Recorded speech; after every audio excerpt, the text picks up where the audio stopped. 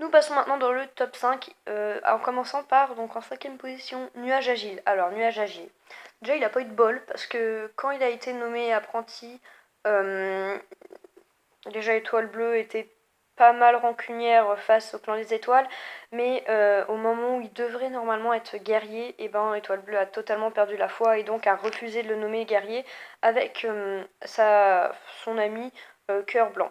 Bon, Cœur Blanc, Nuage Blanc, qui s'appellera Cœur Blanc par la suite, mais malheureusement elle sera pas dans le top. J'avais prévu de la mettre de base parce que je me disais que elle le méritait quand même, mais finalement je l'ai pas mis.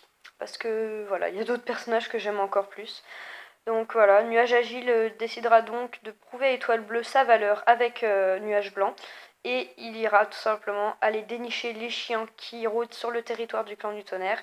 Et il se fera tuer par ces chiens en protégeant quand même à mort. Il a protégé jusqu'à la mort son ami Nuage Blanc. Donc juste pour ça, je le trouvais vraiment... Enfin, je dis bravo, quoi. Il était qu'un apprenti, même si, bon, il méritait d'être guerrier. Et il a vraiment, vraiment mérité. Voilà, il a juste tout mérité. Il méritait tout, ce petit chat. Puis au final, il est mort comme une merde. Mais bon. Donc voilà, c'est Nuage Agile en cinquième position. Et bah, il aura quand même sauvé la vie de Cœur Blanc, qui se fera malheureusement défigurer, mais lui aura quand même sauvé la vie. Donc bravo Nuage Agile, tu es mort, une mort digne d'un héros. Je te félicite. Position, il s'agit tout simplement de Tornade Blanche. Pourquoi Tornade Blanche? Parce que déjà, je trouve que il a fait une superbe entrée dans la cour du cycle 1, tout simplement. Il a eu un rôle très important à tenir, et honnêtement, je trouve que sa mort était beaucoup trop rapide. Si vous avez vraiment lu tout le cycle 1, vous savez comment il est mort. Il sera tué par Carcasse, qui sera le lieutenant de Fléau. Fléau, qui en gros voudra dominer tous les clans et en faire son territoire. Et Tornade Blanche vraiment mourra beaucoup trop vite. C'est un vieux chat, enfin, moi enfin, quand je l'ai vu, c'était un vétéran. Dans ma tête, il était plutôt vieux, mais pas trop. C'est vrai il mourra relativement vieux, mais honnêtement, il aurait pas dû, quoi. Tornade Blanche, c'était un guerrier loyal, il a pas suivi le même chemin de son père. Son père qui était voilà, je ne vous dirai pas qui, mais honnêtement, c'était pas un chemin à suivre. Et voilà, juste bravo, parce qu'il a pas eu une enfance facile. Et au final, il est devenu l'un de mes personnages préférés en très peu de temps. Voilà, il était juste génial ce chat, bravo à lui. En troisième position, alors là, ça a commencé du coup à se castagner avec Tornade Blanche. Il s'agit de Griffe de Tigre. Alors, Griffe de Tigre. Depuis que. Quand j'ai commencé la guerre des clans, jamais je n'aurais pensé que Griffe de Tigre aurait fait tant de mal. Et je savais pas pourquoi en fait. Parce que c'était un personnage pour moi qui était vraiment admirable. Ouais, c'est ça, admirable. C'était un simple chat tigré, genre il n'y avait rien de particulier, mais il était juste incroyable, genre un guerrier vraiment fort, qui montrait l'exemple. Chaque apprenti rêvait de l'avoir comme mentor. Malheureusement, son apprenti n'a pas été très satisfait de lui, ça pouvait se comprendre. Mais malheureusement, Griffe de Tigre se sera fait avaler par sa soif de pouvoir. Il essaiera de tuer Tornade Bleue, voudra tuer Étoile de Feu aussi. Malheureusement, pour lui, Étoile de Feu n'est pas si con que ça. Hein. D'ailleurs, il n'y aura pas d'Étoile de Feu dans ce top. Je suis désolée, il ne fait pas partie de mes personnages préférés.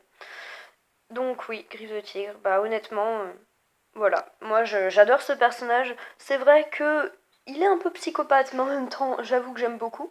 Avec les chats, c'est différent, mais honnêtement, ouais, j'aime beaucoup Griffe de Tigre. Il est juste génial, ce personnage. Puis bon, n'oublions pas quand même qu'il aura fait des choses assez diaboliques, et franchement, c'est ça que j'adore chez lui. Numéro 2, alors là, j'ai même pas hésité, il s'agit de Fléau. Fléau, c'est qui? C'est le chat que Griffe de Tigre ira voir pour lui demander de l'aide, pour en gros faire deux clans à la place de quatre. Le clan du tigre et le clan du lion, et plus tard en faire un gros clan, le clan du tigre, qui sera donc mené par Griffe de Tigre lui-même, devenu Étoile du Tigre du coup. C'est vrai que je dis Griffe de Tigre, mais j'étais trop habituée à le dire.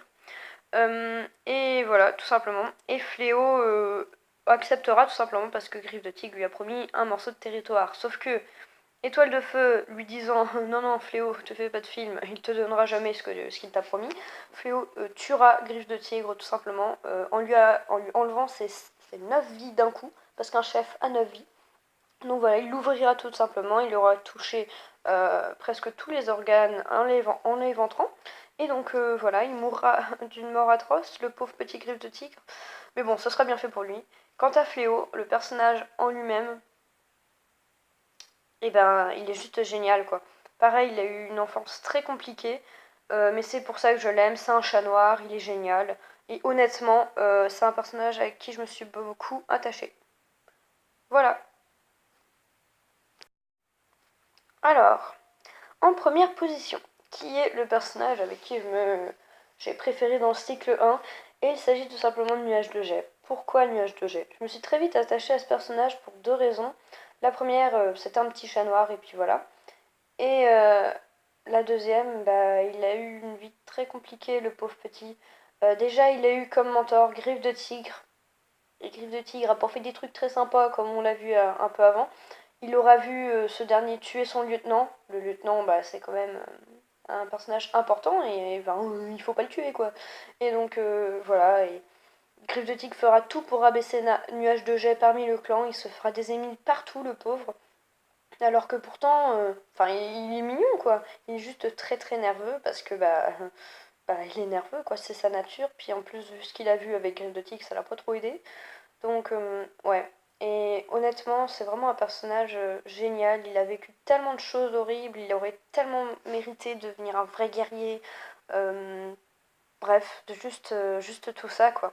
Donc, du coup, il ira se cacher chez Gerboise, qui est un chat solitaire, vivant dans une grange près des quatre clans.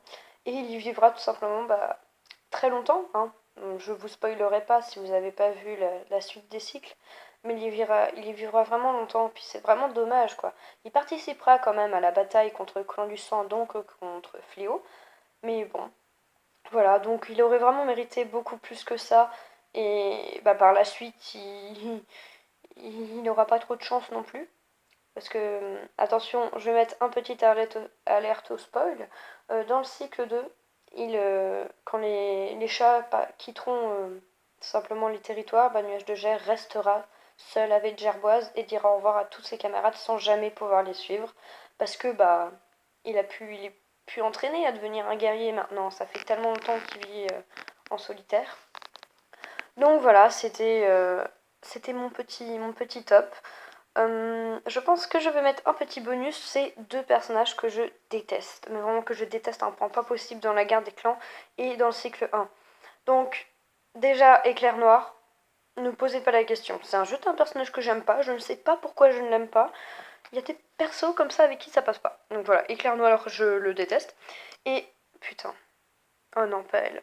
Tempête de sable. Je suis désolée. Je sais qu'il y en a plein qui l'aiment, mais je ne peux pas. Elle est trop sûre d'elle.